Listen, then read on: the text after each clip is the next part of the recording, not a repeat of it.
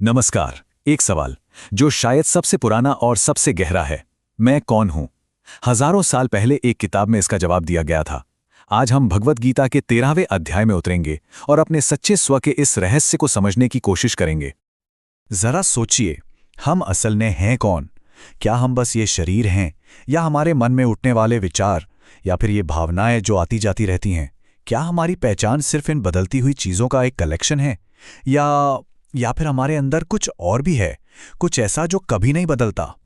भगवत गीता इस सवाल का जवाब देने के लिए एक बहुत ही पावरफुल फ्रेमवर्क देती है, और ये फ्रेमवर्क टिका है दो शब्दों पर, क्षेत्र और क्षेत्रज्ञ। ये सिर्फ दो शब्द नहीं है, ये एक चाबी है जो हमारी अपनी पहचान के ताले को खोल सकती है। तो चलिए सबसे पहले इन्हीं दो कॉन्सेप्ट्स को समझते हैं, क्षेत्र और क्षेत्रज्ञ। ये हमारे होने के, हमारे एग्जिस्टेंस के दो पहलू हैं, एक जिसे देखा जा रहा है और दूसरा जो देख रहा है। तो ये क्षेत्र है क्या? इसे ऐसे समझिए, ये हमारे अनुभव का पूरा मैदान है, अ फील्ड ऑफ एक्सपीरियंस। हमारा ये शरीर, हमारे मन में आने वाले हजारों विचार, हमारी भावनाएं, कभी खुशी कभी गम, हमारी यादें, मतलब वो सब कुछ जिसे हम मैं या मेरा कहते हैं, वो सब इस क्षेत्र का हिस्सा है। और इसकी खास बात है, ये लगातार बदलता रहता है, ये परमानेंट नहीं है। और फिर आता है क्षेत्रज्ञ। इसका मतलब है क्षेत्र को जानने वाला, the knower of the field. ये वो चेतना है, वो अवेयरनेस है जो इस पूरे मैदान में हो रही हर हलचल को देख रही है। शरीर बदल रहा है, विचार आ जा रहे हैं, भावनाएं ऊपर नीचे हो रही हैं, लेकिन ये क्षेत्रज्ञ इन सब से अलग, बस एक साक्षी की तरह, एक विटनेस की तरह सब कुछ देख रहा है। ये दृष्टा है, द सीयर। तो ये फर्क अब बिल्कुल साफ हो जाना चाहिए। एक तरफ है दृश्य, यानी हमारा शरीर, मन, भावनाएं, वो सब जो देखा जा रहा है, और दूसरी तरफ है दृष्टा, यानी वो चेतना जो देख रही है। गीता के मुताबिक हमारी सारी परेशानियों की जड़ बस एक ही है, हम हैं तो दृष्टा, पर गलती से खुद को दृश्य समझने लगते हैं। अच्छा, तो अब ये जो क्षेत्र है, ये अनुभव का मैदान, ये बना किन चीजों से है? चलिए अब थोड़ा और जूम इन करते हैं और इसकी एनाटॉमी को समझते हैं। गीता बताती है कि ये पूरा क्षेत्र कुल 24 एलिमेंट्स से मिलकर बना है। इसमें सिर्फ मोटी मोटी चीजें नहीं हैं, जैसे 5 महाभूत, पृथ्वी, जल, अग्नि, वायु, आकाश, बल्कि इसमें बहुत सूक्ष्म चीजें भी हैं, जैसे हमारा अहंकार, हमारी बुद्धि, हमारा मन, हमारी 10 इंद्रियां और उनके विषय। ये सब मिलकर हमारे अनुभव की पूरी मशीनरी तैयार करते हैं। और बात यहीं खत्म नहीं होती, ये और भी गहरा है। जरा सोचिए, हमारी सबसे गहरी भावनाएं, इच्छा, नफरत, सुख, दुख, ये सब भी क्षेत्र का ही हिस्सा हैं। मतलब ये हमारा असली स्व नहीं है, ये तो बस उस मैदान में उठने वाली लहरें हैं जिन्हें हमारा असली स्व, वो साक्षी आत्मा, बस देख रहा है। तो ठीक है, अब हम ये तो समझ गए कि हम क्या नहीं हैं, हम ये क्षेत्र नहीं हैं। तो अब सवाल ये है कि हम असल में हैं क्या? चलिए अब अपना पूरा ध्यान उस रहस्यमयी, उस गहरे दृष्टा यानी क्षेत्रज्ञ पर लगाते हैं। गीता क्षेत्रज्ञ के बारे में बहुत खूबसूरती से बताती है। एक श्लोक कहता है, वो ज्योतियों की भी ज्योति है और सबके हृदय में मौजूद है। इसका मतलब समझ रहे हैं? वो चेतना ही असली प्रकाश है जो सूरज चांद को भी रोशन करती है। और ये परम ज्ञान हम सबके अंदर ही है, बस उसे पहचानने की जरूरत है। मतलब हमारा जो असली स्व है वो एक साइलेंट ऑब्जर्वर की तरह है। सोचिए, एक मूवी स्क्रीन की तरह। स्क्रीन पर पूरी फिल्म चलती है, एक्शन, ड्रामा, कॉमेडी, लेकिन क्या स्क्रीन पर कोई असर पड़ता है? नहीं, वो वैसी ही रहती है। ठीक वैसे ही हमारा ये साक्षी भाव जीवन के नाटक को देखता है, पर उसमें उलझता नहीं, वो हमेशा शांत रहता है।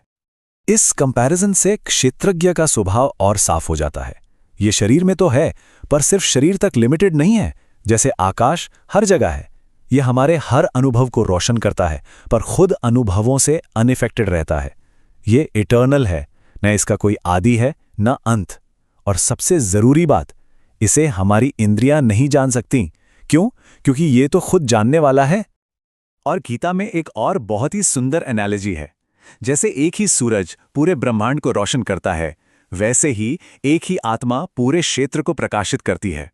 ये कमाल का विचार है। इसका मतलब है कि हर शरीर रूपी मैदान को रोशन करने वाली चेतना, वो आत्मा, फंडामेंटली एक ही है। हम सब उस एक ही प्रकाश से रोशन हैं।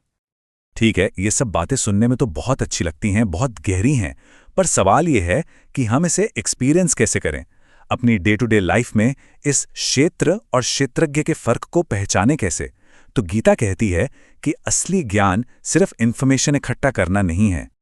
गीता के अनुसार सच्चा ज्ञान कुछ गुणों का, कुछ वर्च्यूज का कलेक्शन है जो हमारी विजन को क्लियर करते हैं।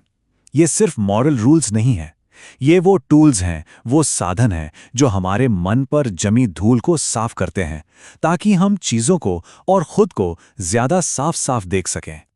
इन गुणों में कुछ बहुत की वर्च्यूज हैं, जैसे विनम्रता, मतलब प्राइड का ना होना। जब अहंकार कम होता है तो यह समझना आसान हो जाता है कि हम शरीर या मन नहीं हैं।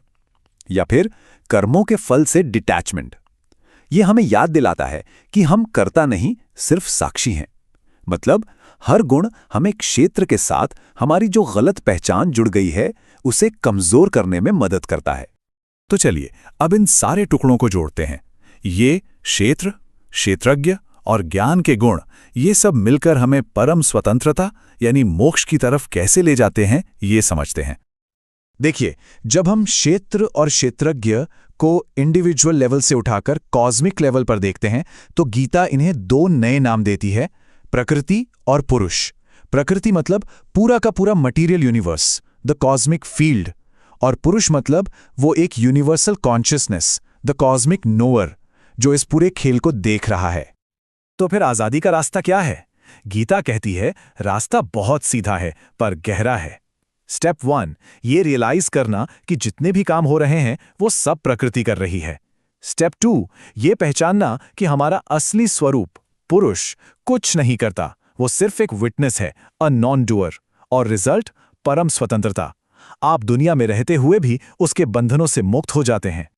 एक श्लोक है जो इस पूरी बात का निचोड़ है, जो ये देख लेता है कि सारे काम सिर्फ प्रकृति कर रही है और आत्मा कुछ नहीं करती, वही असल में देखता है। यही है वो इनसाइट, वो समझ जो हमें कर्मों के बंधन से आजाद कर देती है। तो आखिर में असली आजादी का मतलब दुनिया से भागना नहीं है। इसका मतलब है दुनिया में ही रहना, अपने सारे काम करना, लेकिन एक गहरी समझ के साथ। ये समझ कि हम इस शरीर और मन के खेल में सिर्फ एक शांत, आजाद और हमेशा रहने वाले साक्षी हैं। तो ये फिलॉसफी सिर्फ एक थियरी नहीं है, ये एक प्रैक्टिस है। एक सवाल अपने आप से पूछने के लिए, अगर वो शाश्वत साक्षी हमारे भीतर है तो वो इस पल, ठीक अभी, क्या देख रहा है?